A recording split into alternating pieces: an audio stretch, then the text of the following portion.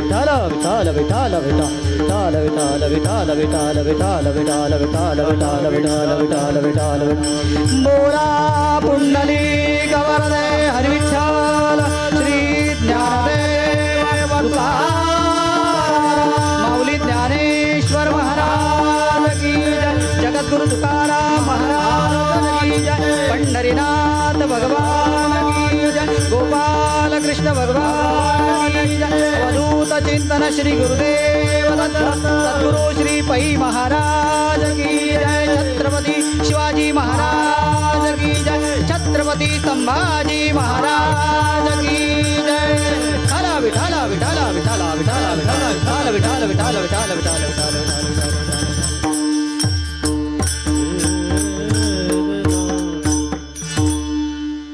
आज या ठिकाणी सेवेसाठी घेतलेला जो अभंग आहे हा निश्चितच आपल्या सर्वांच्या परिचयाचा अभंग आहे. संत श्रेष्ठ शांतीब्रह्म एकनाथ महाराजांचा अभंग 4 चरणांचा अभंग आहे आणि या 4 चरणांमध्ये ही चारोळी आहे. चारोळी म्हणजे चौरंग. चौरंगाला 4 खांब असतात आणि त्या खांबावरती मध्ये कोणाला बसवतो आपण? नारायणाला.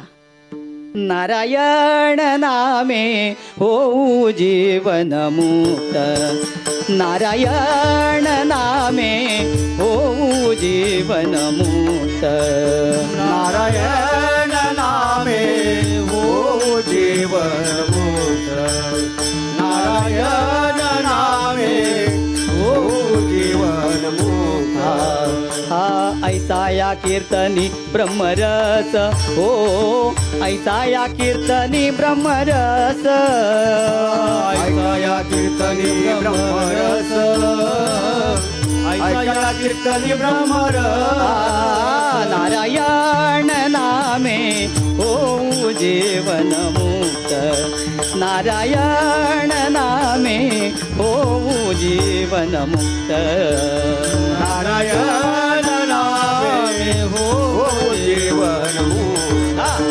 नारायण नामे हो जीवन मुक्त हरिप्राप्तीचे उपाय धरावे संतांचे ते पाय तेणे साधिती साधने तुटती भवाची बंधने संतावीण प्राप्ती नाही ऐसे वेद देती ग्वाही एका जनार्दनी संत एका जनार्दनी संत पूर्ण करीते मनोरथ विठ्ठला विठ्ठला विठ्ठला विठ्ठला विठ्ठला विठ्ठला विठ्ठला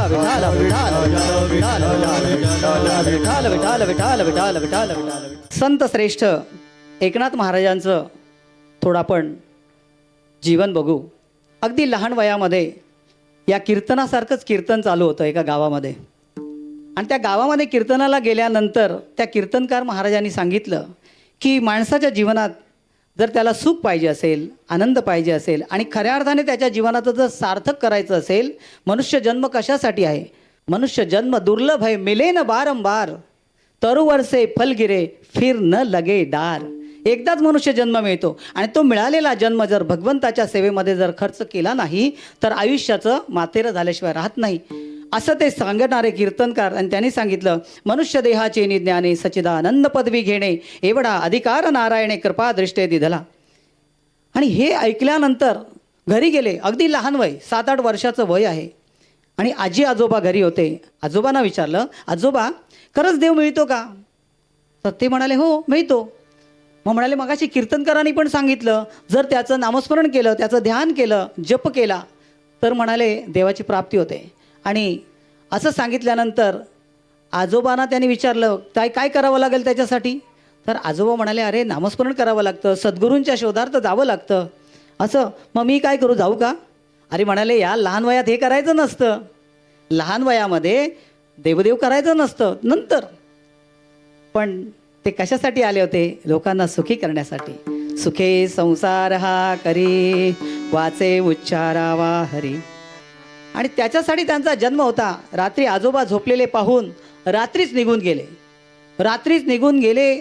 चालता चालता चालता एका नदीच्या किनाऱ्यावरती जाऊन शांत बसले नामस्मरण करत बसले आणि भगवंता मला सद्गुरूंची प्राप्ती कधी होईल रे देवा कधी होईल मला सद्गुरूंची प्राप्ती. करता करता त्या ठिकाणी त्या नदीतून एक सुंदर अशी देवता आली आणि ती म्हणाली, बाबा रे, तुझे सद्गुरू आहेत ना, ते त्या एका डोंगरावरती राहतात. त्यांचं नाव आहे जनार्दन स्वामी. तिकडे तुला जावं लागेल. मग ते कुठे राहतात? तर ते सगळं तिने सांगितलं आणि ती अंतर्धान पावली. यांनी तिथूनच प्रवास सुरू केला. चालत चालत चालत रात्र झाली की कुठेतरी कोणाच्याकडे तरी थांबायचं, थोडं काय मिळालं तर खायचं, नाही तर उपाशी पोटीच कलत कलत जाऊन पोहोचले. कुठे जाऊन पोहोचले माहिती आहे? गडावरती, जिथे त्यांचे सद्गुरू त्या ठिकाणी खरं म्हणजे वाट पाहत होते. त्यांना कोणी आतमध्ये जाऊ देईनात. म्हणाले, एवढा लहान वयामध्ये तू इकडे? म्हणाले, नाही, मला सद्गुरूंचं दर्शन घ्यायचं आहे. आणि तिकडे गेल्यानंतर जनार्दन स्वामी वाट बघत होते. बघता बघता बघता आतमध्ये गेले आणि म्हणाले, अरे तू इथे कसा आलास? तर म्हणाले, मी सद्गुरू सेवा करायला आलो आहे. अरे तुला एवढ्या लहान वयात जमणार आहे का सद्गुरू सेवा? बघू म्हणाले, मी करणार. आणि म्हणून गेल्यानंतर पहिलंच काम काय दिलं असेल सद्गुरूंनी परीक्षा पाहण्यासाठी? काय दिलं माहिती आहे का?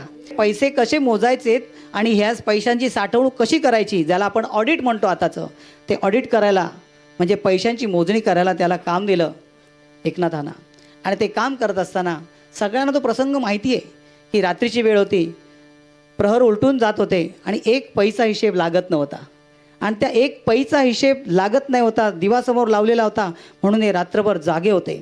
आणि त्याच वेळेला जनार्दन स्वामी मागे येऊन उभे होते.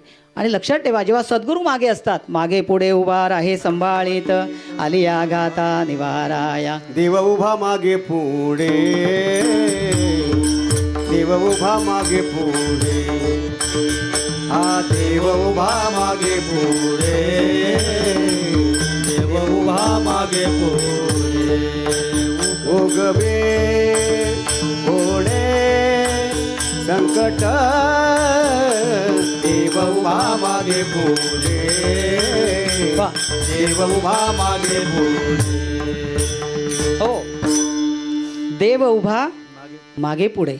आणि खऱ्या अर्थाने सद्गुरू हाच देव असतो. गुरु देवो माता पिता, गुरु ईश्वर तत्वता, गुरु परमात्मा सर्वथा, गुरु तत्वता परब्रह्म, असं नाथांनीच वर्णन केलेलं आहे. नाथ भागवतामध्ये सुंदर वर्णन केलेलं आहे.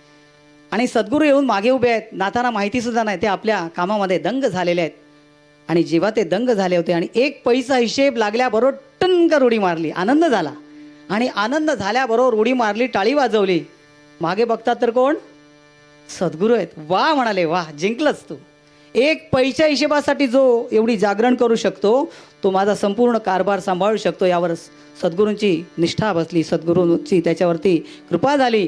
आणि त्या दिवशीपासून नाथ महाराजांवरती विशेष प्रेम करता करता करता एवढी पुढे साधना झाली, एवढा अभ्यास झाला की एक दिवस एकनाथ महाराज त्यांना साक्षात कोणाचं दर्शन घडवलं आहे? जनार्दन स्वामींनी दत्तात्रय महाराजांचं दर्शन त्यांना घडवलं. आणि त्या दिवशीपासून नाथ महाराज हे सगळीकडे प्रसिद्ध संत झाले. परंतु त्याच्यातून एक घेण्यासारखा गोष्ट म्हणजे नाथ महाराजांच्याकडे असणारी शांती. बरं, आज आपण असं बघतो की जर आपल्याला देवाची प्राप्ती करायची असेल तर लोक म्हणतात संसार सोडावा लागतो, कामधंदा सोडावा